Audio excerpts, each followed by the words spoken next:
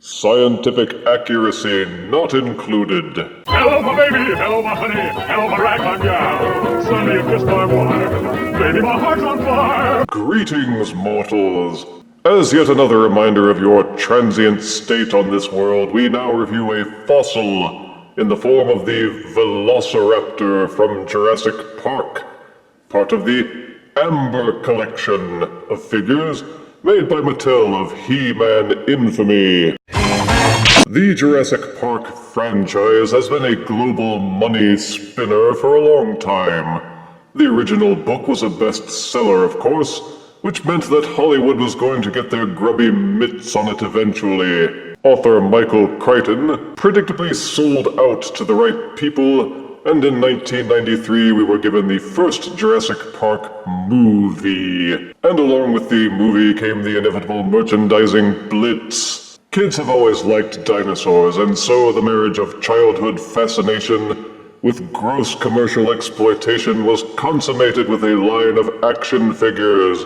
The original figures were of spotty quality with limited articulation. I myself had one of the original Raptor figures, but was quickly turned off by the fact that these stiff plastic figures had none of the life and energy of the creatures as depicted on the big screen. None of them were ever really high-end figures, but recently Mattel has taken it on themselves to provide something not quite high-end, but definitely a step up from the usual merchandising chum, named after the amber fossils from which dinosaur DNA was harvested in the books. The Amber collection has sought to make action figures based on the Jurassic Park movies, which you might not be wholly embarrassed to put on display due to chronic lameness. The box has some unique dimensions to it, with slanty bits to keep it from being a simple rectangular cube. The artwork is a simulated display of rough stone with amber-colored cracks. The figure itself is on display through the plastic window. Franchise logos adorn the front and side panels, and on the other side panel, a fossilized mosquito in amber, waiting to be mined of its creamy core of raptor nougat. The back seems to be rather Spartan, but that is not unusual for figures that are meant to be classier. They remind you of the name of the collection. They name the particular dinosaur Velociraptor, and put in a plug of flavored text with descriptions of the figure shamelessly mingled with verbiage pirated from the movies. In this case, highly intelligent and aggressive, the Velociraptor is known to hunt in packs. With the innate ability to distract and deceive her prey, this cunning predator proves to be one, quote, clever girl, end quote. Clever girl. Having now bilked the box for all of its worth, let us open the box and review this figure properly. And this is the Amber Collection Velociraptor figure out of box. And it is a fairly accurate representation of the creature as it was depicted in movie 1. A scaly brown lizard with varying shades across its skin. It was colored similarly to many of the other dinosaurs in the film, and you can dimly discern some darker stripes along the back of the neck, body, and tail. Of course, the scientific community now dispute this monochromatic view of these beasts, and more recent figures have them splashed up like a 70s Rorschach tie-dye visit to the reptile house, making them dinos of many colors. This figure is a bit larger than the standard versions that you will find at Walmart. The detail in the sculpting is good, but not really above average.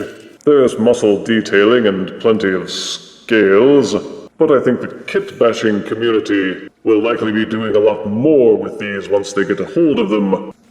Once posed properly, the figure does balance well, with the weight of the tail effectively counterbalancing the head and arm sections. The figure is mostly a kind of medium-grade plastic, though the tail seems to be made of a softer rubber. The legs and feet have some good detail with the muscles and the scaling, and the claws seem decently set off with some darker paint.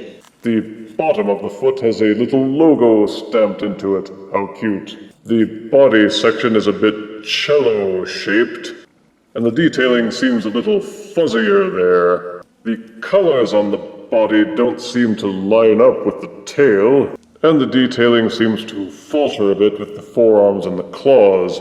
You can't see all the ridges and detailing unless the lighting is really good. The detailing on the head seems to be where they focused most of their efforts, and you can tell there is subtle color highlighting for the contours of the snout, and the eyes have a kind of shiny gold color with a bit of sparkle to them. Open the mouth and you will see they even paid attention to painting the back of the throat, the roof of the mouth, and the tongue.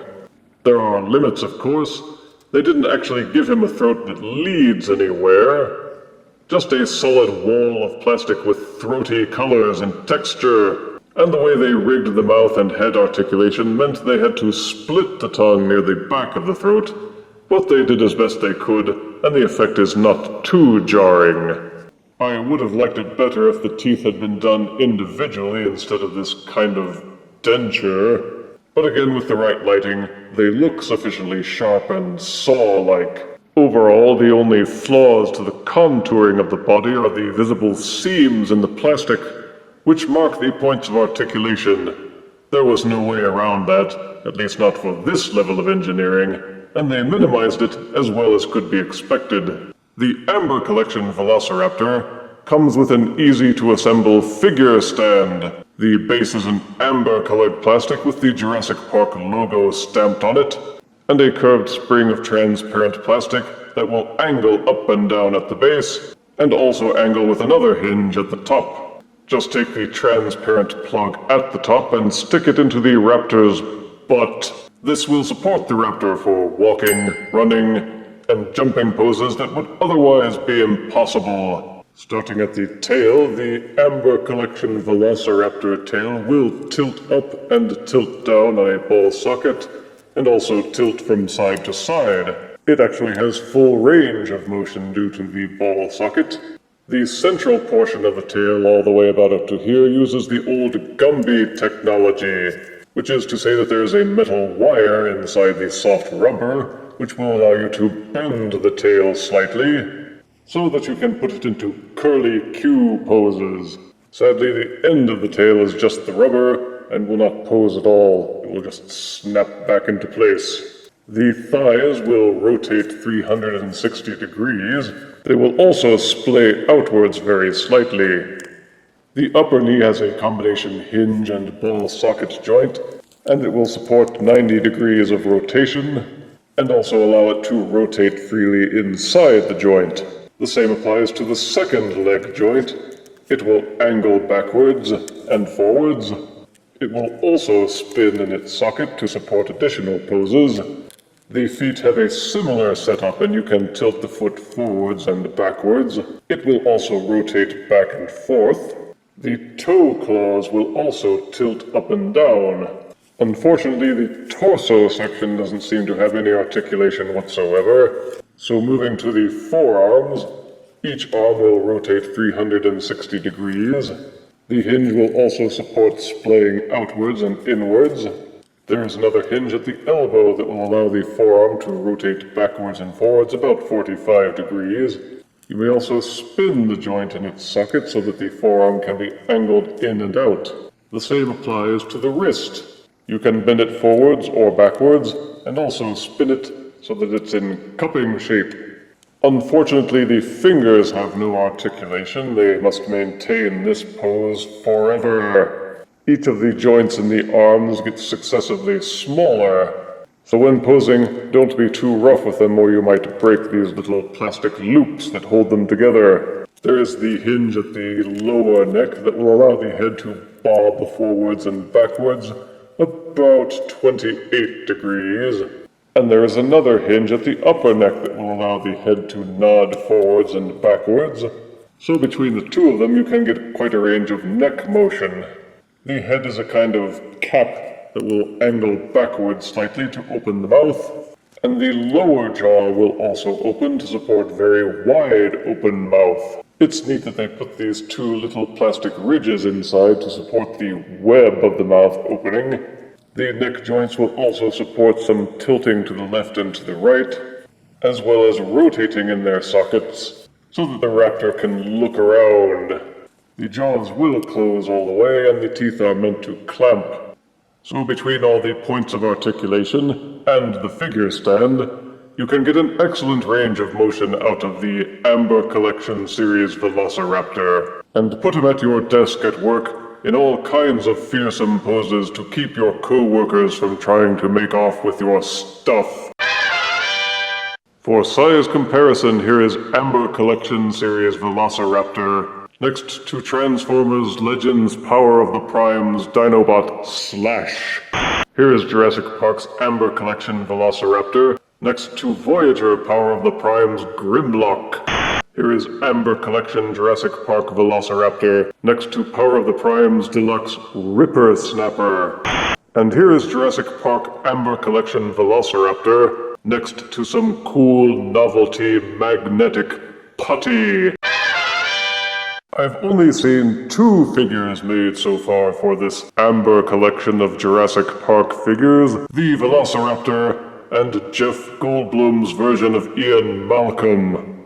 Ugh. Of the 2, I prefer the Velociraptor, which at least has some personality. If you have ever wanted a decent Jurassic Park figure without having to pay gazillions of dollars to Sideshow Collectibles, then this figure is your best bet.